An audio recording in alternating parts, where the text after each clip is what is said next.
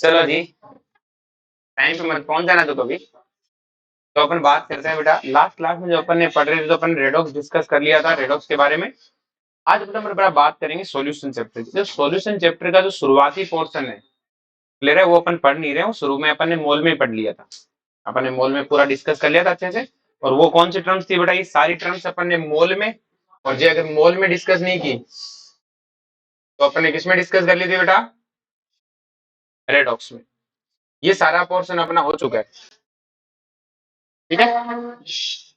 तो अपने मोल और इसमें पढ़ चुके हैं। अब अपन नेक्स्ट मूव ऑन करते हैं बेटा वेपराइजेशन में। किसमें मूव ऑन करेंगे बेटा?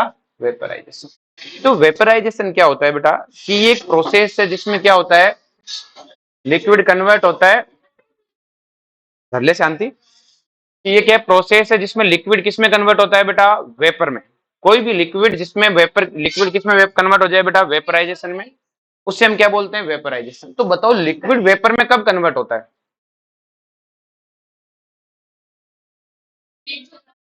मतलब पानी कब वेपर में जाएगा? हर टेम्परेचर पे होता रहता है। 100 डिग्री से नीचे हो जाएगा।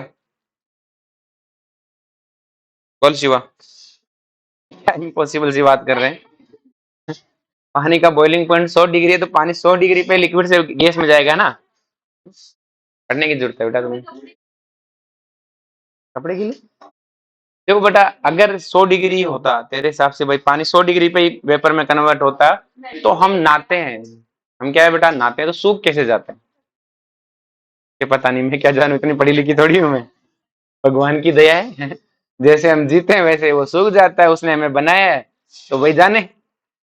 तो जो सिंपल सी कहानी उस प्रोसेस का, कि भाई लिक्विड का गैस में जाने का सिर्फ बॉइलिंग पॉइंट फिनोमिना नहीं है कि 100 डिग्री होगा तभी जाएगा। इसके लिए एक और फिनोमिना आता है जिसे हम बोलते हैं इवेपोरेशन। क्या बोलते हैं बेटा? इवेपोरेशन। आप जनरल वे में इवेपोरेशन ही हमारे काम की चीज है। बॉइलिंग पॉइंट सिर्फ दो ही जगह अचीव होता है, एक तो लैब में और एक तो हमारे किचन में। बाकी कहीं पानी बॉइलिंग पॉइंट पे आता ही नहीं है। भाई 100 डिग्री तो आप पानी को गर्म करते हो, लैब में अचीव करोगे, आप किचन में पानी को गर्म करते हो। बाकी कौन कहाँ जमीन में पड़ा पानी कौन सा 100 डिग्री पे होता है? जैसे जमीन पे कहीं पे पानी पड़ा तो वो अपने आप उठ जाता है। अरे बोलो, समुद्र से पानी कितना उड़ता है, फिर जाके बारिश होती है, तो कौन सा समुद्र 100 डिग्री पे हो रहा है? सर्दियों में भी कपड़े सूख जाते हैं, कहीं पे भी गिरा हुआ पानी सूख जाता है। आपके हाथ गीले हैं तो थोड़ी देर में सूख जाते हैं। अब ये मत कहना सर हमारी बॉडी का टेम्परेचर 100 डिग्री है, मर जाओगे 100 डिग्री होते हैं। क्लियर है? तो सिंपल सी कहानी है कि अपने पास एक वर्ड है इवेपोरेशन। इवेपोरेशन क्या है बेटा? एक सरफेस फिनोमिना है। कैसा फिनोमिना है बेटा? सरफेस। इसमें टेम्परेचर की कोई खास ज्यादा लोड नहीं होती।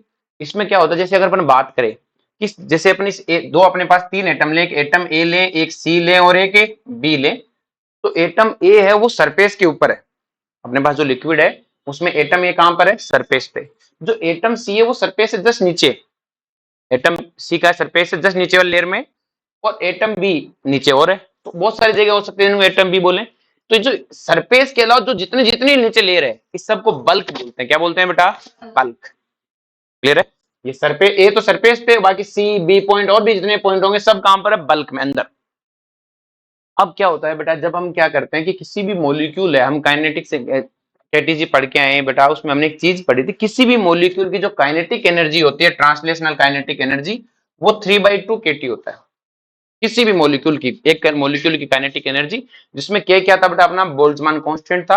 और टी क्या है बेटा? टेम्परेचर। और टेम्परेचर भी किसमें है बेटा? केल्विन में। अब टेम्परेचर केल्विन में है तो इसका मतलब 0 केल्विन तो अचीव नहीं होता हमसे। जब तक टेम्परेचर 0 केल्विन नहीं होना तब तक काइनेटिक एनर्जी जीरो नहीं होनी। अरे बोलो, तो क्या 0 डिग्री पे काइनेटिक एनर्जी जीरो होगी क्या? क्यों नहीं होगी भाई? क्योंकि सर जब तक टेम्परेचर 0 डिग्री नहीं होगा, जब टेम्परेचर 0 होगा तो केल्विन में तो 273 है। -10 डिग्री पे, -20 पे, -30, किसी भी पोजीशन पे जल जाओ, जब तक टेम्परेचर 0 नहीं आना, टेम्परेचर 0 आना -273 पे 0.15। तो इसका मतलब टेम्परेचर 0 केल्विन होना नहीं, और टेम्परेचर 0 केल्विन होना नहीं तो काइनेटिक एनर्जी जीरो। और काइनेटिक एनर्जी अगर किसी मॉलिक्यूल की जीरो नहीं है तो मॉलिक्यूल क्या करेगा बेटा? मोशन करेगा। क्या करेगा? चलना फिरने की कोशिश करेगा। अब चलने फिरने की कोशिश करेगा तो सिंपल सी कहानी है, जैसे अपने पास ये मॉलिक्यूल है बी वाला, ये मॉलिक्यूल जब इधर जाएगा तो इधर भी कोई मॉलिक्यूल बैठा है, नीचे जाएगा तो नीचे कोई मॉलिक्यूल बैठा है, इधर जाएगा तो कोई मॉलिक्यूल, इधर जाएगा तो कोई मॉलिक्यूल, क्या हर तरफ से टकराएगा?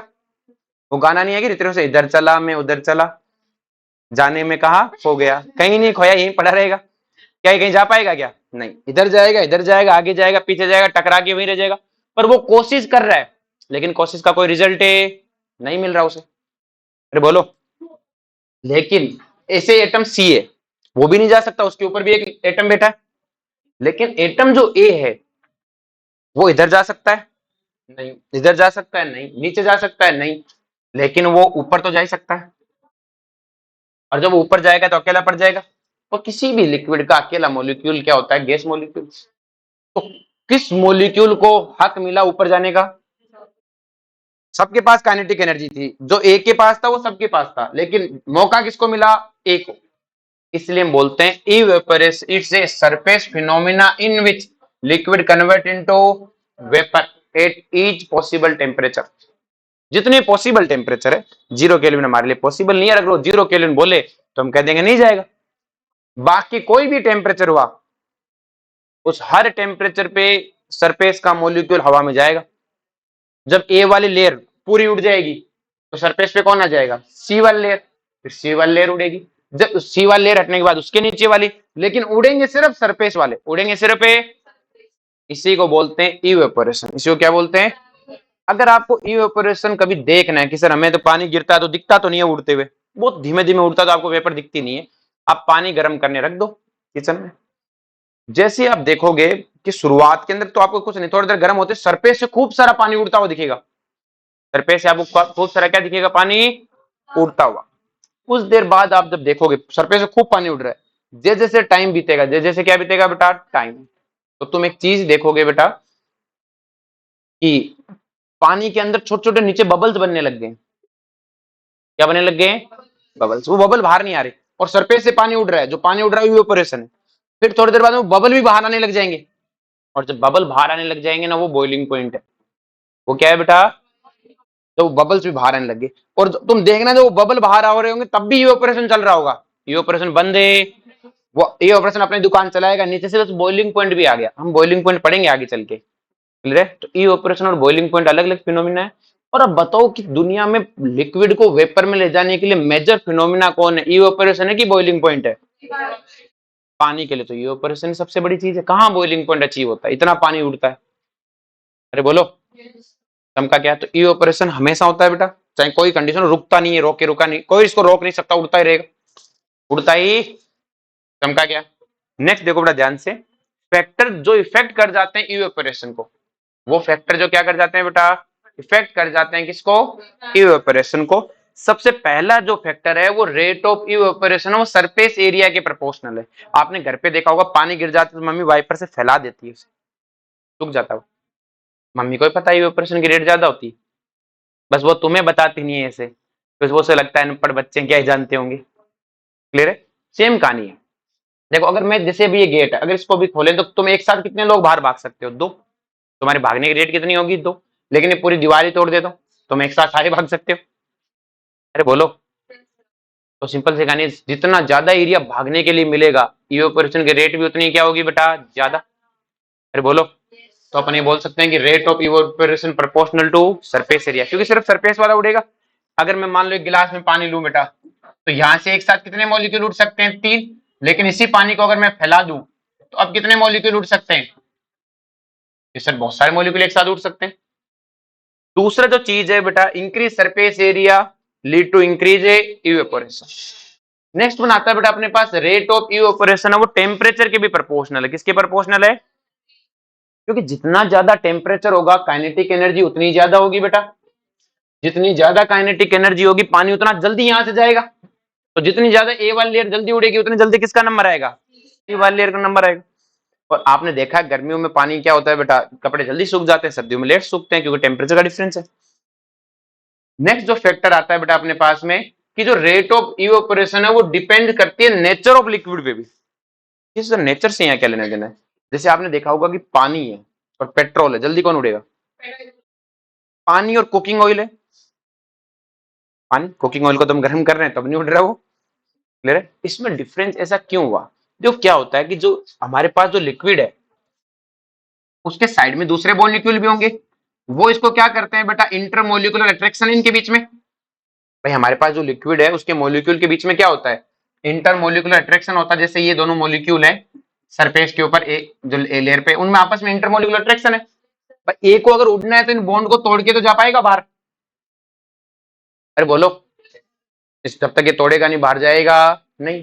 तो अब सिंपल सी कहानी, अगर इस ये अपन इन जितने मॉलिक्यूल हैं, इन मॉलिक्यूल में अगर बॉन्ड बहुत इंटरमोलिकुलर अट्रैक्शन, जिसे हम सेकेंडरी बॉन्ड पढ़ के आए थे केमिकल बॉन्डिंग में, वो अगर कमजोर है, तब तो एक को यहाँ दोनों से साथ छुड़ाया भाग गया ऊपर, थोड़ा सा टेम्परेचर में काम बन जाएगा। लेकिन ये बॉन्ड मजबूत हुआ तो नहीं जा पाएगा। पेट्रोल सिर्फ और सिर्फ हाइड्रोकार्बन है। पेट्रोल क्या, हाइड्रोकार्बन की चेन। तो दो हाइड्रोकार्बन की चेन के बीच में कौन सा फोर्स होता है, लंदन फोर्सेस। कौन सा फोर्स होता है, पेट्रोल। पेट्रोल क्या है, हाइड्रोकार्बन ही तो है, तो हाइड्रोकार्बन में कौन सा फोर्स होगा, लंदन फोर्सेस। नॉन पोलर होते हैं तो बहुत वीक फोर्सेज है। थोड़ी सी एनर्जी मिलते ही मॉलिक्यूल बॉन्ड तोड़कर हवा में भाग जाता है। लेकिन यही चीज हम किस पे जाते हैं बेटा, पानी में। पानी में क्या, हाइड्रोजन बॉन्डिंग क्या है बेटा, ऑफकोर्स हाइड बॉन्डिंग मजबूत है। तो पानी के मॉलिक्यूल को जोर आता है साइड के मॉलिक्यूल से बॉन्ड तोड़ के ऊपर जाने में। यही चीज हम जब कुकिंग ऑयल पे जाते हैं तो फैटी एसिड होते हैं, क्या होते हैं बेटा, और फैटी एसिड में क्या होता है बेटा, कार्बोक्सिलिक एसिड्स क्या होते हैं, और कार्बोक्सिलिक एसिड डाइमर बनाता है, मजबूत हाइड्रोजन बॉन्डिंग करता है पानी से भी। बहुत मजबूत है, बहुत बड़ी बड़ी कार्बन चेन, उसमें कहीं कार्बोक्सिलिक एसिड होता है, कहीं हाइड्रोजन बॉन्डिंग मारता है। इसके कारण वो क्या होते हैं बेटा, ज्यादा स्ट्रॉन्ग इंटरमोलिकुलर अट्रैक्शन है। तो मैं ये बोल सकता हूं कि जो रेट ऑफ इवेपोरेशन है वो इनवर्सली प्रोपोर्शनल है अट्रैक्शन बिटवीन पार्टिकल। और ये हम बॉन्डिंग में पढ़ के हैं, सेकेंडरी बॉन्ड वाला। अरे बोलो, समझा क्या ये बात। नेक्स्ट वन बात करते हैं थर्मोडायनेमिक फिनोमेना ऑफ इवेपोरेशन, कि इवेपोरेशन का थर्मोडायनेमिक फिनोमेना क्या है। देखो इवेपोरेशन तभी होगा जब क्या करेगा कि जो मॉलिक्यूल है वो अपने साइड वालों का बॉन्ड तोड़ के ऊपर जाए। मतलब यहाँ पे हमें क्या करना पड़ेगा, बॉन्ड तोड़ना पड़ेगा। भाई जो ए का सरफेस का अपना मॉलिक्यूल है ए, वो क्या करे बेटा, जो इंटरमोलिकुलर अट्रैक्शन उसे तोड़े तभी तो ऊपर जा पाएगा। और तभी ऊपर जा पाएगा, इसका मतलब क्या है, एक एंडोथर्मिक प्रोसेस है। क्योंकि बॉन्ड तोड़ने पे एनर्जी क्या होती है, एब्जॉर्ब होती है। और एब्जॉर्ब होती है तो एक एंडोथर्मिक प्रोसेस है, delta is greater than zero. ये कैसी प्रोसेस है बेटा, एक एंडोथर्मिक प्रोसेस है। अब मुझे पता है कि इवेपोरेशन में लिक्विड गैस में कन्वर्ट होता है।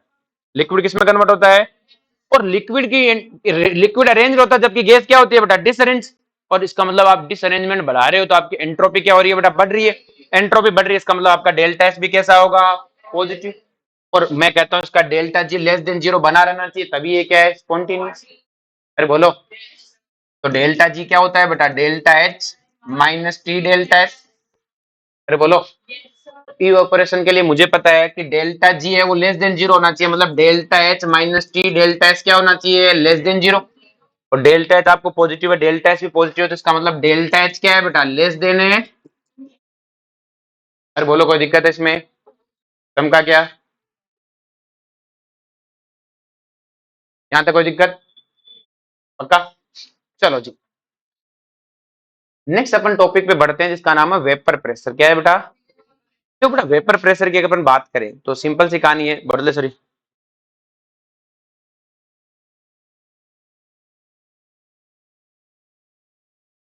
जो बेटा अपनी सिंपल सी कहानी है, बोतल है अपने पास। अब मैंने कहा इवेपोरेशन हमेशा होता है, तो अगर इस बोतल को मैं आधी खाली कर दूं, उसके बाद आधा पानी बचेगा। तो क्या अभी आधा नहीं है तो इतना तो है ही। तो क्या यहाँ वाला पानी वेपर में चला जाना चाहिए, फिर बोलो, ये वेपर में जाएगा, इतनी जगह खाली होगी, फिर नीचे वाला लिक्विड वेपर में चला जाना चाहिए। इस बोतल, क्योंकि इवेपोरेशन हमेशा होता है, तो इस बोतल को मैं 3-4 दिन के लिए रख दूं, 10 दिन रख देता हूँ, सारा पानी किस में चला जाएगा, वेपर में। फिर मैं इसे खोल के स्टीम ले लूंगा। ऐसा नहीं होता क्या, होना तो चाहिए था भाई। क्यों कंडेंस हुआ, मैंने तो सारा के सारा इवेपोरेट होने को कहा था। यही बोतल में कमरे में खाली कर दूं, पूरा खाली उड़ जाएगा। इस बोतल में ऐसा क्या जादू हुआ, ये क्या बराबर हो गया, क्यों आ जाएगा इक्विलिब्रियम। अच्छा, अच्छा क्लोज कंटेनर में रिवर्सिबल होता है, अच्छा जी।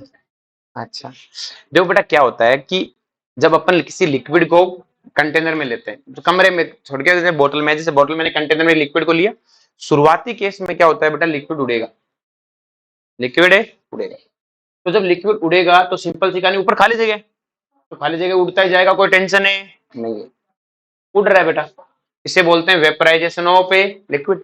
कुछ देर बाद में ऊपर की पूरी जगह भर जाएगी बेटा, ऊपर जितनी जगह है वो पूरी, क्योंकि गैस से लिक्विड से बहुत ज्यादा वॉल्यूम ऑक्यूपाई करती है, तो 5 10 20 बूंद उड़ेंगे इतने में उनका ऊपर जगह भर गई भाई, ऊपर जगह नहीं है। तो लिक्विड को क्या कहेगा कि इवेपोरेशन रोक दे, इवेपोरेशन है, लिक्विड कहेगा ना मैं तो नहीं रोकू, मैं तो इवेपोरेट होऊंगा। अब ऊपर जगह बची नहीं, अरे बोलो, जैसे अभी ये 2 जने बैठी है, मैं यहाँ पे एक और बिठा दूं, तीसरे को बिठा लेंगे जैसे तैसे करके, मैं एक चौथे को और बिठाऊं तो ये क्या होगा, जगह नहीं है इनके पास, तो जो पहले बैठी है वो खड़ी हो जाएगी कि ठीक है इनको बिठा लो, मैं छोड़ देती हूँ, मैं खड़ी हो जाती हूँ। अरे बोलो, तो सेम सी कहानी है, अगर थोड़ी देर में मान लो ये उड़ेगा तो ये भर जाएगा। अरे बोलो, अब ऊपर जगह बची नहीं, नीचे से लिक्विड आना शुरू हो रखा है, तो जो ऊपर लिक्विड बची नहीं तो वो ऊपर वाले लिक्विड क्या होने लग जाएंगी, कंडेंस, जगह नहीं ऊपर, तो क्या हो जाएगा बेटा, condensation of A vapour, vapour का क्या होने लग जाएगा बेटा, कंडेंसेशन।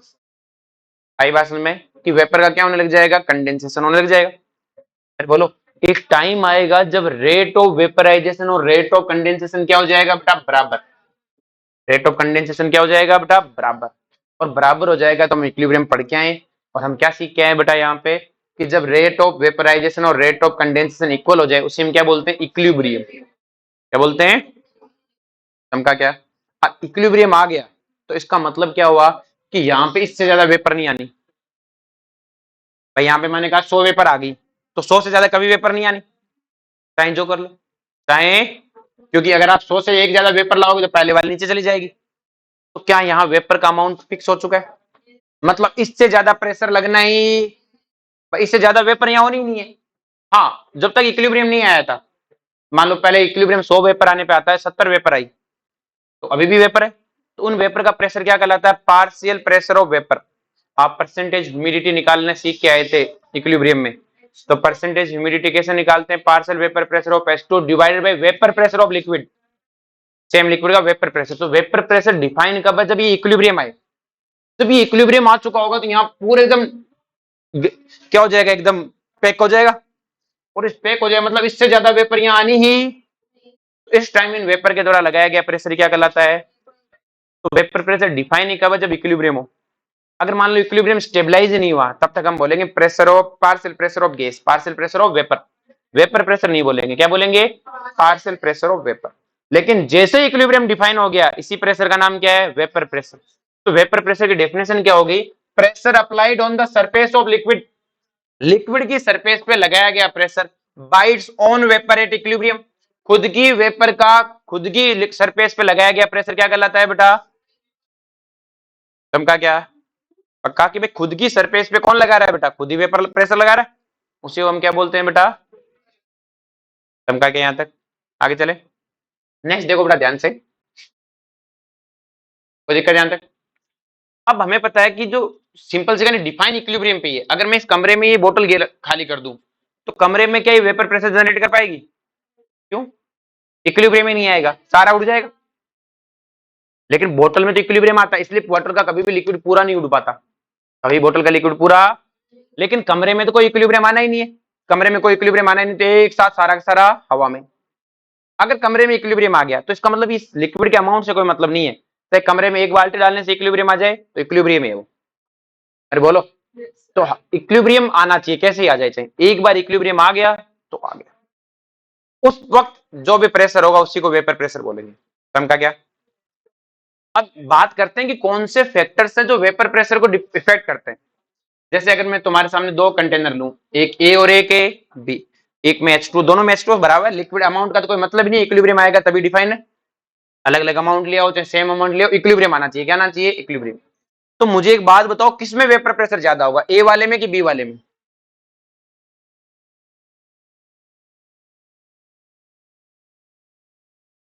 नहीं एरिया अलग अलग है भाई, इसका छोटा ये बड़ा एरिया,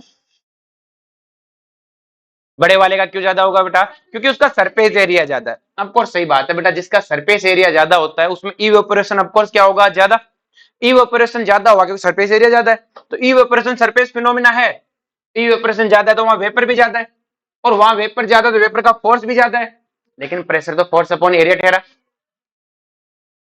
आई समझ में, यहाँ वेपर कम उड़े तो एरिया भी तो कम है, यहाँ वेपर ज्यादा उड़े, एरिया भी, हमारी बात समझ में, उसी रेशियो में भाई, जितना ज्यादा आपने एरिया बढ़ाया उसी रेशियो में ज्यादा वेपर उड़े, तो उसी एरिया में डिस्ट्रीब्यूट भी तो ज्यादा करना है। अरे बोलो, इंडिया की इकोनॉमी ब्रिटेन से ज्यादा है। पढ़ते हो ना कई बार हम, दुनिया की 5वीं लार्जेस्ट इकोनॉमी हो चुके हैं, ब्रिटेन हमसे पीछे रह गया। ब्रिटेन में टोटल 2 करोड़ लोग हैं, 7 करोड़ तो राजस्थान अकेले में,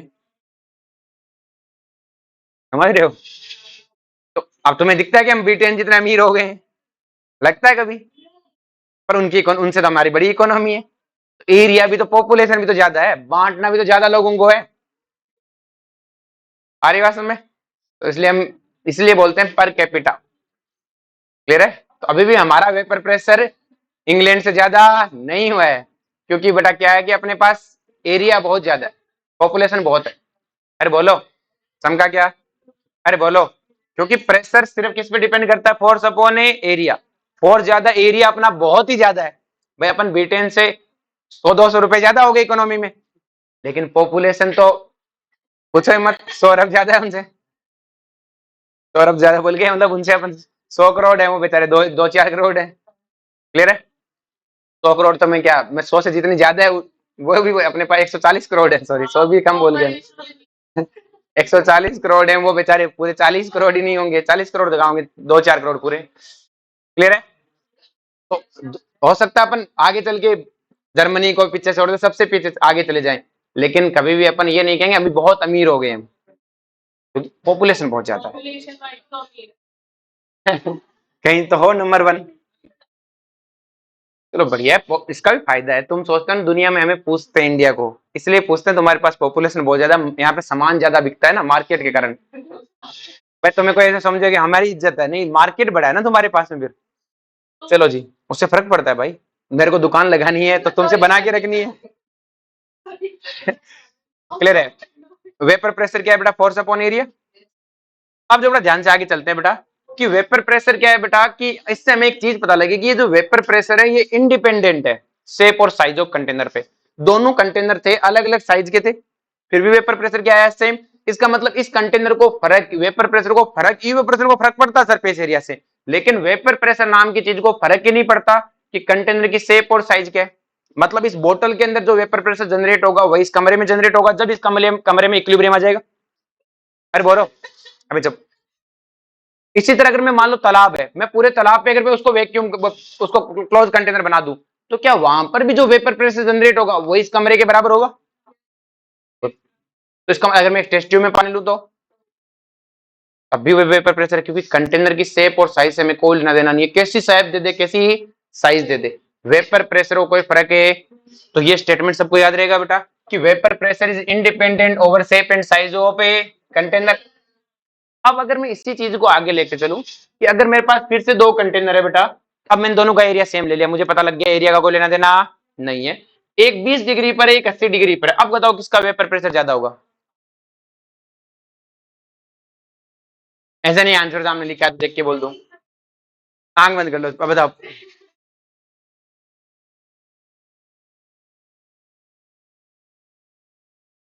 अरे जिसका टेम्परेचर ज्यादा है, ऑफकोर्स उसमें इवेपोरेशन ज्यादा होगा, वेपर ज्यादा बनेंगी, वेपर ज्यादा बनेंगी तो फोर्स भी क्या होगा? ज्यादा। और वेपर प्रेशर तो क्या होता है? Force upon area. मुझे पता है इसका कोई फर्क तो पड़ता नहीं, मैंने सेम ले लिया, तो जहां फोर्स ज्यादा वहीं वेपर प्रेशर है। अरे बोलो, इसका मतलब मैं क्या बोल सकता हूं कि वेपर प्रेशर टेम्परेचर का जरूर फंक्शन है। अरे बोलो, कंटेनर से तो कोई लेना देना नहीं है, तो अगर मैं टेम्परेचर कांस्टेंट रखूं तो सेम लिक्विड का वेपर प्रेशर सेम रहता, चाहे कहीं से निकाल लो, टेम्परेचर बदला तो बदलेगा। अरे बोलो, नेक्स्ट देखो बेटा, कि जो वेपर प्रेशर है depends over nature of liquid, ये लिक्विड के नेचर पे भी डिपेंड करता है। कि सर कैसे? कि जैसे मैं पानी और क्या लूं बेटा, पेट्रोल ले लेते हैं पहले, तो पानी और पेट्रोल में ज्यादा कौन उड़ता है? सेम ही टेम्परेचर, पेट्रोल की वेपर ज्यादा है, वेपर ज्यादा है तो वेपर प्रेशर भी ज्यादा है। अरे बोलो, तो मैं ऐसे बोल सकता हूँ कि vapour pressure inversely proportional to intermolecular attraction, क्योंकि जिन मोलिक्यूल में इंटरमोलिकुलर अट्रैक्शन ज्यादा होगा उनकी वेपर क्या बनेगी? कम। वेपर कम बनेगी तो वेपर प्रेशर भी क्या होगा? कम। तो मतलब नेचर पे भी डिपेंडेंट है, पेट्रोल का अलग होगा, पानी का अलग होगा, कुकिंग ऑयल का अलग होगा।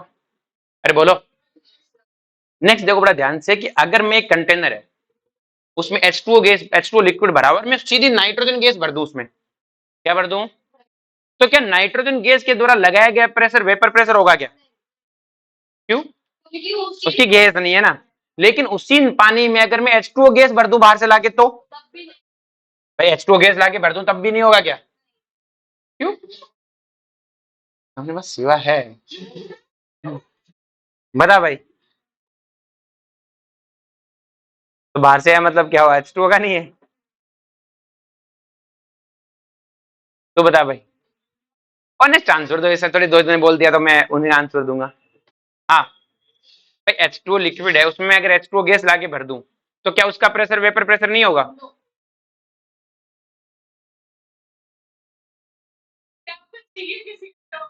नहीं नहीं, मुझे नहीं चाहिए ना, मुझे तो देखना है किसके मन में है जहर है। अरे बोलो। इसे क्या नहीं है? बस सिंपल सी कहानी है, H2 उसकी खुद की वेपर थोड़ी है। खुद की वेपर का मतलब क्या है कि क्या ये आके ही अपना यहाँ प्रेशर थोड़ा लगा पाएगी? अरे बोलो। भाई जो H2O गैस आएगी वो कोई इक्विलिब्रियम थोड़ी लगाएगी, वो सीधे ही आगे क्या लगाएगी? प्रेशर। आ रही बात समझ में? भाई सिंपल सी कहानी, अगर मैं क्या नाम इसका शुभांशी को मैं सांची के घर पे भेज दूं तो सांची की मम्मी रख लेगी क्या इसे? नहीं रखेगी। सांची को भेज दूं तो तू नहीं, तेरी मम्मी के भगाओ इसे यहाँ से, बदमाश को। अरे रख दे, किसी की मम्मी नहीं रखती बेटा। उन्हें अब क्या चाहिए? अपनी शुभांशी अपनी सांची चाहिए होगी। क्लियर है? तो अब चले चरी। तो सिंपल सी कहानी, क्योंकि बेटा ये जो लिक्विड आएगा बाहर से H2O गैस, ये इक्विलिब्रियम बनाएगा ही नहीं, ये सीधा आगे प्रेशर लगाएगा। जैसे नाइट्रोजन गैस को मैंने भरा, वो आएगी और सीधा क्या लगाएगी? प्रेशर। H2O गैस बाहर से आएगी, वो सीधा प्रेशर लगाएगी, कोई इक्विलिब्रियम इक्विलिब्रियम नाम की चीज होगी ही नहीं, आएगी सीधा लिक्विड को दबाएगी। तो इन्हें बोलते हैं प्रेशर ऑफ गैस। क्या बोलते हैं? और ये जिसमें हम पढ़ते हैं उसका नाम है हेनरी लॉ। क्या नाम है? Henry law. लेकिन अगर मैं वेपर प्रेशर कब है? जब पानी है वो खुद ही उड़े, खुद ही कंडेंस और एक इक्विलिब्रियम बनाए, उस वक्त जो प्रेशर लगेगा उसे क्या बोलूंगा? Vapour pressure. मतलब कोई लिक्विड उड़ना चाहिए, इक्विलिब्रियम जनरेट होना चाहिए। जब तक इक्विलिब्रियम स्टेबलाइज नहीं होता तब तक वेपर प्रेशर डिफाइन है। और इस वेपर प्रेशर के बारे में जितना ज्यादा पढ़ेंगे वो है राउल्ट्स लॉ। क्या है बेटा? तो इस चैप्टर में दो लॉ, एक हेनरी लॉ एक राउल्ट्स लॉ। हेनरी लॉ सबसे लास्ट में पढ़ेंगे, तुम्हारे एनसीईआरटी में शुरू में दिया होगा। और सबसे पहले पढ़ेंगे राउल्ट्स लॉ। क्या पढ़ेंगे? Raoult's law. अच्छा माता, सुनो फिर से। यहाँ पे गैस का प्रेशर है, कोई इक्विलिब्रियम नहीं है। वहां एक इक्विलिब्रियम लग रहा है, क्या लग रहा है? तो दोनों डिफरेंस हुआ कि नहीं हुआ? यहाँ एक गैस आएगी सीधा प्रेशर लगाएगी, वहां कोई गैस प्रेशर कब लगाएगी? जब वो इक्विलिब्रियम जनरेट करेगी। दोनों बातें अलग है। वेपर प्रेशर है वहां पे, यहाँ प्रेशर ऑफ है, गैस है। तो प्रेशर ऑफ गैस हम हेनरी में पढ़ेंगे, वेपर प्रेशर किस में पढ़ेंगे? राउल्ट्स में। समझा? अब जो बड़ा ध्यान से कि एक बैरोमीटर नाम का इंस्ट्रूमेंट होता है, एक मैनोमीटर होता है, ये गैसों का क्या निकालने का काम आते हैं? प्रेशर। बैरोमीटर जनरली क्या करते यूज करते हैं बेटा? Atmospheric pressure. और मैनोमीटर नाम का चीज होती है वो प्रेशर ऑफ गैस निकालने का काम आता है, इंस्ट्रूमेंट होते हैं। अब जो बेटा मैंने क्या किया, राउल्ट्स लॉ पढ़ने के लिए अपन सिंपल सी कहानी, पहली बात राउल्ट्स लॉ उन्हीं पे एप्लीकेबल है जो आइडियल सॉल्यूशन है। कौन सा सॉल्यूशन है? अब तुम कहोगे कि आइडियल सॉल्यूशन क्या होते हैं? कि वो सॉल्यूशन जो राउल्ट्स लॉ को फॉलो करते हैं। उल्टा पुल्टा है। तुम मेरे लिए हाँ भर देना, मैं तुम्हारे लिए हाँ भर दूंगा, कहानी खत्म। क्लियर? अब पढ़ेंगे अपन आइडियल लॉ क्या है, सॉल्यूशन क्या, लास्ट में पढ़ेंगे, अभी नहीं पढ़ेंगे, कोई काम तो नहीं। बस एक बार मान लो कि आइडियल सॉल्यूशन एप्लीकेबल होते हैं, लास्ट में समझाऊंगा कैसे आइडियल लॉ क्या होता है, राउल्ट्स पे कैसे एप्लीकेबल होता है। तो अभी के लिए क्या याद रखा कि राउल्ट्स लॉ किस पे एप्लीकेबल है? आइडियल पे। आइडियल क्या होता है लास्ट में देखेंगे। तो बेटा मैंने क्या किया, एक कंटेनर लिया जिसमें प्योर सॉल्वेंट लिया और कुछ नहीं लिया। तो क्या प्योर सॉल्वेंट यहां से उड़ेगा? अरे बोलो। और प्योर सॉल्वेंट यहां से उड़ेगा तो कुछ देर बाद में यहाँ इक्विलिब्रियम बना लेगा। इक्विलिब्रियम बना लेगा तो मैं एक बैरोमीटर मैनोमीटर लगा दूंगा, वो मुझे बता देगा अंदर गैस का प्रेशर कितना है। जैसे तुम कई बार अपने स्कूटी के या बाइक में, जो भी तो स्कूटी चलाते हो, बाइक तो क्या है, तो स्कूटी में क्या है, तुम अगर मान लो कि तुम हवा भरवाने जाते हो पेट्रोल पंप पे, तो तुम देखोगे उस पर टायर पे वो लगाता लगाते बता देते ना इसके अंदर कितना प्रेशर है। कोई बहुत बड़ा मैथमेटिशियन थोड़ी होता है वहां पे कि नहीं कैलकुलेशन करके बताता हूँ अभी, मशीन है जस्ट बता देती इसके अंदर 35 एटीएम प्रेशर है। अरे बोलो। तो सिंपल सी कहानी, मुझे एक यहाँ इंस्ट्रूमेंट लगाऊंगा बता देगा अंदर गैस का प्रेशर कितना है। लेकिन यहाँ कौन था? सिर्फ सॉल्वेंट था। तो क्या मुझे वेपर प्रेशर और प्योर सॉल्वेंट आ जाएगा? और टेम्परेचर बदलू ना तो ये कांस्टेंट होता है, ये तो क्या होता है? सेम लिक्विड के लिए तो एक सेम होता है। इसी तरह अगर मैं प्योर सोल्यूट लूं, कुछ देर बाद में वो भी उड़ेगा, इक्विलिब्रियम बना लेगा, मैं फिर मैनोमीटर टिका दूंगा। क्या मुझे vapour pressure of pure solute भी आ जाएगा? मुझे इसमें कोई दिक्कत ही, मुझे कोई लॉ की पढ़ने की जरूरत ही नहीं। लेकिन यही चीज मैं फिर से एक कंटेनर में लूं, अब की बार मैं सॉल्वेंट और सॉल्यूशन दोनों को मिला दूं, सॉरी सॉल्वेंट और सॉल्यूट दोनों को मिला दूं, तो यहां जो मेरे पास जो चीज है वो सॉल्यूशन है। अब सॉल्यूशन है तो ए भी उड़ेगा और बी भी उड़ेगा, और यहाँ पे एक टर्म आएगी पार्शियल वेपर प्रेशर। क्या आएगी बेटा? Partial vapour pressure. और मैंने पार्शियल तुम्हें पहले भी पढ़ाया था गैस स्टेट के टाइम में भी, डाल्टन वाले टाइम। क्या होता है पार्शियल? किसी मिक्सर में किसी एक कंपोनेंट का प्रेशर। यहां अकेला प्रेशर था, अकेला बी था, मिक्सर में एक का कितना हिस्सा, मिक्सर में बी का कितना हिस्सा, तो उड़ेगा तो ए बी और उड़ेगा बी भी। तो मैंने कहा partial vapour pressure of solvent P A, partial vapour pressure of solute P B A. अरे बोलो, दोनों उड़ेंगे, एक का पी ए और एक का पी बी, और जो टोटल आएगा वो इन दोनों का सम आएगा। और ये राउल्ट का, सॉरी डाल्टन का, ये राउल्ट नहीं है, डाल्टन का पार्शियल प्रेशर का लॉ था कि अगर दो इनर्ट गैस अगर एक कंटेनर में है तो उनका टोटल प्रेशर क्या होता है बेटा? पी सॉल्यूशन इक्वल टू क्या होता है? P A plus A P B. अरे बोलो, तो Dalton law, P solution equal to P A plus P B. अब मुझे अगर पी सॉल्यूशन नापना है ना, तब भी मुझे कोई टेंशन नहीं है, मैनोमीटर टिकाओ बता देगा पी सॉल्यूशन कितना है। अब बात आती है कि इंडिविजुअल एक का कितना, उसमें इंडिविजुअल है बी का हिस्सा कितना। किसान हिस्सा बदलेगा थोड़ी, पहले था उतना ही रहने वाला है। आपने कहा था तो कांस्टेंट होता है। अरे वो तो तब कांस्टेंट था, अकेला सॉल्वेंट उड़ रहा था, अकेला सोल्यूट उड़ रहा था। अब मैंने दोनों को मिलाया तो सॉल्यूशन बनाया, और सॉल्यूशन एक होमोजीनियस मिक्सर होता है। कैसा मिक्सर होता है? तो इसका मतलब अब सरफेस का कुछ हिस्से पे सॉल्यूट है और कुछ हिस्से पे सॉल्वेंट, तो कुछ पार्ट सॉल्यूट का उड़ेगा, कुछ पार्ट है सॉल्वेंट का। अरे बोलो, और कुछ पार्ट सॉल्यूट का उड़ेगा, कुछ पार्ट सॉल्वेंट का उड़ेगा, तो क्या सॉल्यूट उतना उड़ पाएगा जितना अकेला उड़ रहा था? क्या सॉल्वेंट उतना उड़ पाएगा जितना अकेला उड़ रहा था? इसका मतलब जितना अकेला उड़ रहा था उनसे तो कुछ कम ही आएगा। अब मुझे पता करना है कितना। तो देखो बहुत सारे मेथड्स हैं जिन्हें हम निकाल सकते हैं। राउल्ट एक आदमी हुआ, उसने कहा कि मैं इतनी ज्यादा कैलकुलेशन की जरूरत, मतलब आपको एक्सपेरिमेंट करने की जरूरत नहीं है, मैं थ्योरेटिकली बता दूंगा। कि थ्योरेटिकली कैसे? तो यहाँ वेपर को नाप के बताएगा क्या? जो ऊपर वेपर बने उनका प्रेशर क्या? ना ना, ये नोटिंग नहीं करूंगा मैं लिक्विड को देखूंगा, इसको देखूंगा, और उससे बने वेपर प्रेशर बता दूंगा। अरे बोलो, मतलब पूत के पग पालने में देख लो, मतलब कोई बता ना, पैदा होते बता देता है ये तो खत्म औलाद पैदा हुई है आपकी, उसे बोलते हैं पूत के पग पालने में दिखना। तो क्या मैं देख के, लिक्विड है ना, उस लिक्विड को देख के कह दूंगा इसकी बने हुई वेपर तो खत्म है, इसकी बनी हुई वेपर तो क्या है? खत्म। अरे बोलो, तो उसने कहा मुझे वेपर वेपर की जरूरत नहीं, मुझे तुम लिक्विड बता देना, मैं लिक्विड को देख के बता दूंगा कि उससे बनने वाली वेपर का प्रेशर है कितना होगा। तो राउल्ट्स लॉ का मतलब काम मेनली, राउल्ट्स लॉ किस पे बेस है? लिक्विड को देखेगा, उससे बनने वाली वेपर का क्या बता देगा? Vapour pressure. मतलब ये तो क्या करता है बेटा? फ्यूचर देखता आदमी। ले रहा कि मैं इससे बता दूंगा, पालने में देख के कहते ये औलाद खत्म है, आप चाहेंगे आज ही मार दो इसे। ले रहे? अरे बोलो, तो सिंपल सी कहानी है बेटा कि स्टेटमेंट क्या है बेटा? Partial pressure of any component, partial pressure of any in the mixer is a proportional to mole fraction of that component in mixer. कि किसी, अगर एक कोई मिक्सर आपके पास, क्या हो गया ये? एक सेकेंड,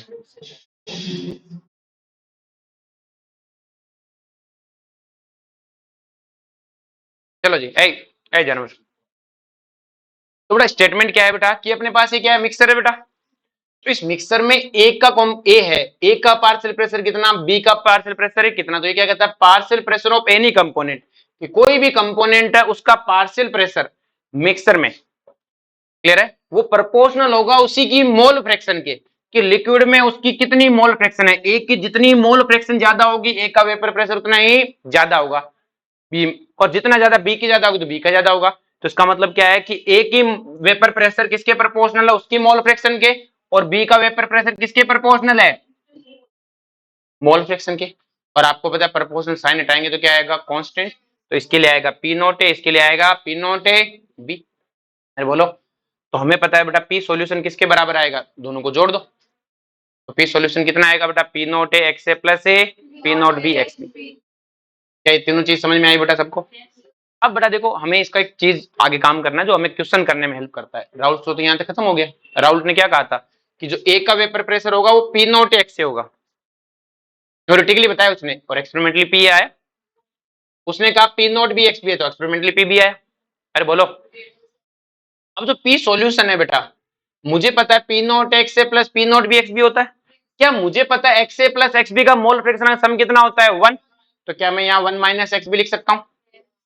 तो पी सॉल्यूशन कितना आ गया बेटा, P not A 1 minus X B plus P not B, sum का क्या? तो मुझे एक बात बताओ बेटा, P solution equal to P, इसको मैं मल्टीप्लाई कर दूं, P not A minus P not A X B plus P not B X B, और देखो बेटा यहाँ से एक्स बी फिर कॉमन ले लिया तो पी सॉल्यूशन कितना आ गया बेटा,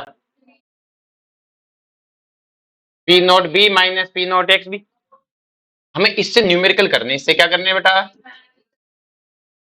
तो इसकी दोनों फॉर्म याद रखनी है, ये एक्स बी के टर्म में और ये एक्स ए के टर्म में। तो देखो जिसकी टर्म है ना बेटा, तो एक्स बी है तो एक्स बी वाला है तो P not B minus P not a, और पी नॉट ए का प्लस है।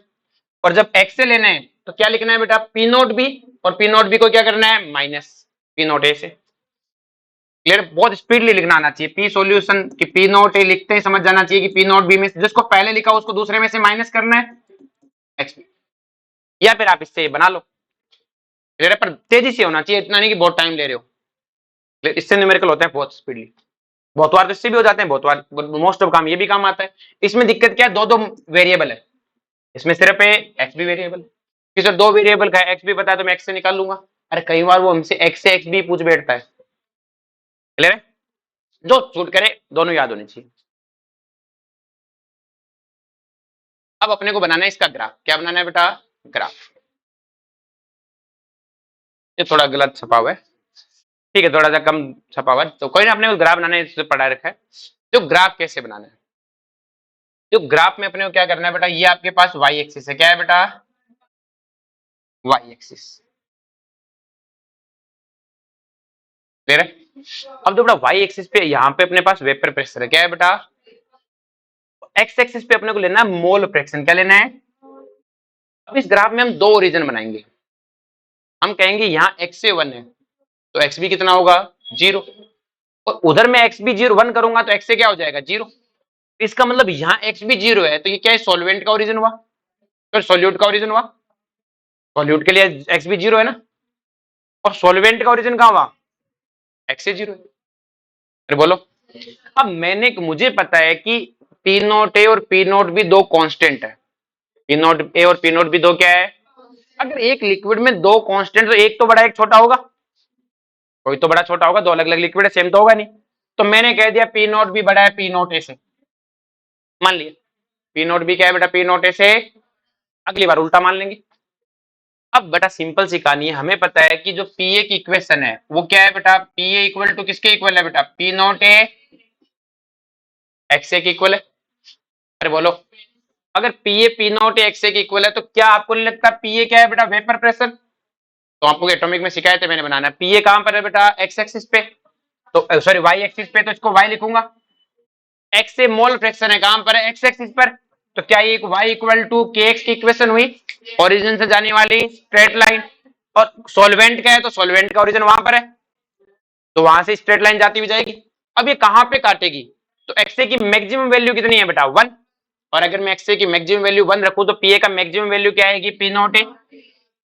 अरे बोलो, इसी तरह अगर मैं सोल्यूट के लिए बनाऊं, सोल्यूट का इक्वेशन क्या है, PB equal to P not B, तो ये पीबी क्या है बेटा, Y, P not B X axis, sir P not B क्या है, तो पी नॉट बी तो कांस्टेंट है, एक्स बी कहां पर है, मोल फ्रैक्शन एक्स एक्सिस पे, और ये भी y इक्वल टू के एक्स, ये भी क्या ओरिजिन से जाने वाली स्ट्रेट लाइन, लेकिन सोल्यूट का ओरिजिन, सोल्यूट का ओरिजिन तो ये है, यहां से जाएगी बेटा।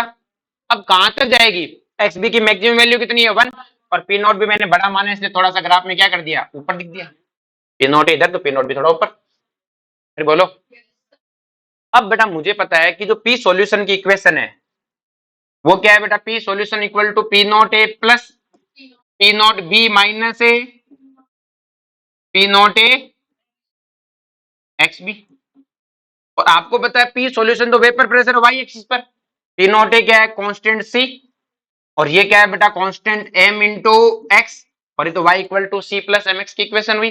सी क्या होता है, इंटरसेप्ट, जहां से ग्राफ शुरू होता है, और शुरू कहां से होगा, पी नॉट ए से, और जाएगा कैसा, स्ट्रेट, कैसे जाएगा, लेकिन कहां तक जाएगा, तो आपको पता है बेटा एक्स बी की मैक्सिमम वैल्यू कितनी है, रख दो 1, जैसे मैं एक्स बी 1 रखता हूं क्या होगा बेटा, पी नॉट ए से पी नॉट ए कट जाएगा, पी सॉल्यूशन किसके बराबर आएगा, पी नॉट ए बी के, मतलब ये पी नॉट ए से शुरू होकर कहां खत्म होगा, पी नॉट ए। ये किसका ग्राफ आ गया बेटा, सॉल्यूशन। क्या एक बात सबको समझ में आई बेटा, चमका क्या ये बात, पक्का। तो ये ग्राफ समझ में आया कैसे बना।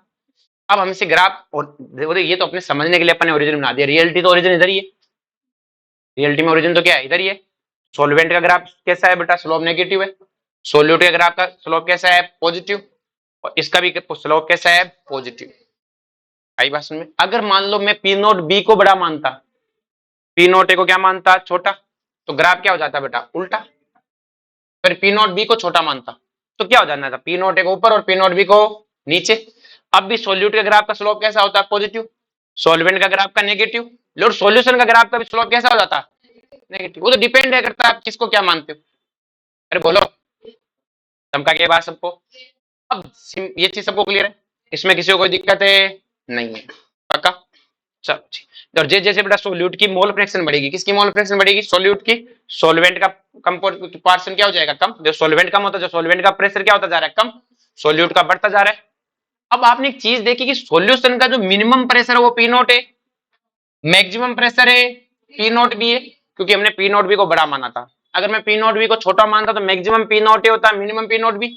लेकिन आपने एक चीज देखी, सॉल्यूशन है वो पी नॉट ए से कम नहीं हो रहा, पी नॉट बी से, मतलब ये सॉल्यूशन है। हमें कभी भी क्वेश्चन को सोल्व करते समय ध्यान रखना है, सॉल्यूशन का प्रेशर कभी भी प्योर सॉल्वेंट और प्योर सॉल्यूट की रेंज से बाहर नहीं आना चाहिए। अगर मान लो प्योर सॉल्वेंट 700 है, प्योर सॉल्यूट 800 है, तो आंसर 700 से 800 के बीच में कहीं पर आएगा। अरे बोलो, समझा क्या, पक्का। बस तो जैसे क्वेश्चन अपने पास, find out vapour pressure of solution. किसका वेपर प्रेशर निकालना है, सॉल्यूशन का। एन ब्यूटेन, एन ब्यूटेन का मतलब होता है सीधी carbon chain. N butane and n pentane present in a solution if normal butane n butane को बोलते हैं। Normal butane is present by 58% by weight ratio.